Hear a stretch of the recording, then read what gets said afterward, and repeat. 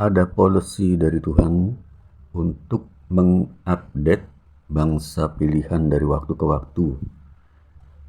Dari keturunan Adam terpilihlah keluarga Nabi Nuh alaihi salam. Dari keturunan Nabi Nuh alaihi salam terpilihlah keturunan Ibrahim alaihi salam.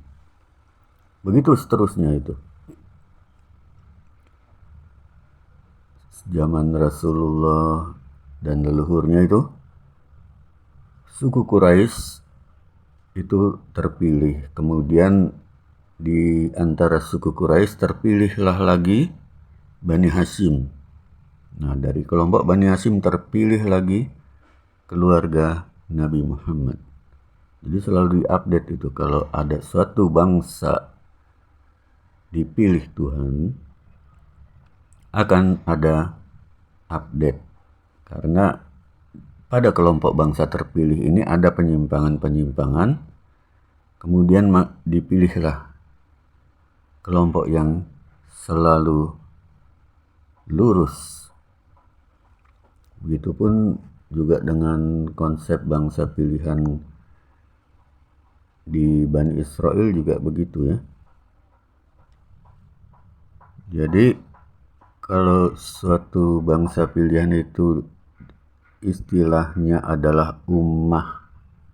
Ummah itu kan dari kata ibu, ummi. Jadi bangsa yang dibentuk oleh sosok leluhur seorang wanita yang menjadi ibu dari bangsa-bangsa itu.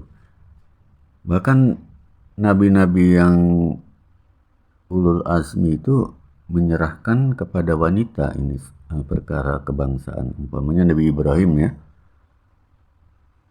Ada 3 bangsa itu, yaitu dari Siti Sarah, Siti Hajar, dan Siti Keturah. Nabi Ibrahim sendiri menyerahkan kepada wanita-wanita itu untuk membentuk bangsa. Begitupun Nabi Muhammad, beliau menyerahkan kepada Fatimah sebagai pembentuk bangsa-bangsa. Linknya apa? Cluenya apa? Matrilineal Bani Israel. Jadi keluarga Nabi Muhammad itu sampai kakek buyutnya itu diwarnai oleh matrilineal Bani Israel. Sehingga kalau disebut Fatimah adalah ibu dari Imam Mahdi, ya, Imam Mahdi itu keturunan dari Fatimah, itu konteksnya matrilineal ya. Walaupun saat itu berlakunya adalah patrilineal, tapi patrilineal ini disiplin untuk mencari istri yang baik. Kalau istri yang baik itu bisa dipastikan jalurnya matrilineal yang terpilih. Jadi konteksnya adalah pembentuk badan mereka adalah matrilineal dari ibu.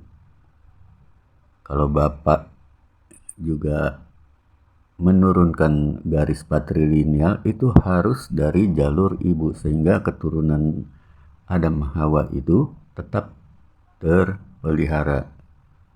Kenapa bisa dikatakan begini? Karena keturunan Adam dan Hawa itu komunitas tersendiri di samping keturunan-keturunan lain, baik dari bangsa jin, bangsa malaikat, dan lain-lain. Bahwa menikah keluar itu tidak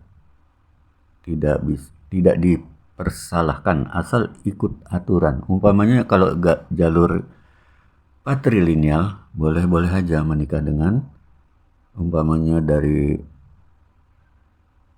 kasta malaikat, sebutlah begitu ya. Boleh. Kasta jin, ya, itu diperbolehkan. Tapi sejauh jalur patrilineal Nabi Adam tetap terpelihara, sehingga bangsa-bangsa di dunia pada akhirnya itu merupakan Indo, ya. Indo artinya blasteran, tapi tetap dengan mengacu keturunan Adam Hawa. Dan bil khusus keturunan Hawa ini itu matrilineal. Matrilineal itu keturunan dari ibu-ibu yang dari Siti Hawa. Asli ya, turun-temurun sampai ibu-ibu kalian ini keturunan dari Siti Hawa secara matrilineal. Maka kalian pun walaupun laki-laki itu masuk ke jalur matrilineal. Kenapa matrilineal yang paling oke? Karena dia ada membawa sifat-sifat dari ibu. Sifat feminin ya bukan hombreng ya. Sifat feminim ini maksudnya dia mempunyai karakter yang mengayomi, mengasihi, sabar, tenggang rasa, dan seperti itu. Beda dengan sifat maskulin ya.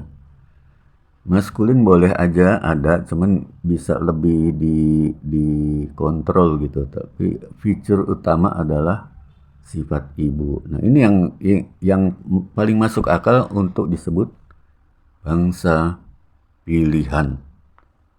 Karena dari situlah jalur nabi-nabi mengacu ya. Semua nabi itu sampai Nabi Muhammad SAW itu jalurnya jalur matrilineal, karena sifat mereka ya sifat mengayomi, sifat yang mempersatukan, mendamaikan, sabar gitu. Kalau sudah putus nasab dan akhirnya keturunannya jalurnya dari Mas Iblis ya, itu yang repotnya di situ tuh. Oke, ini berlanjut ya, insya Allah perihal bangsa pilihan ini berlanjut. Try this at home.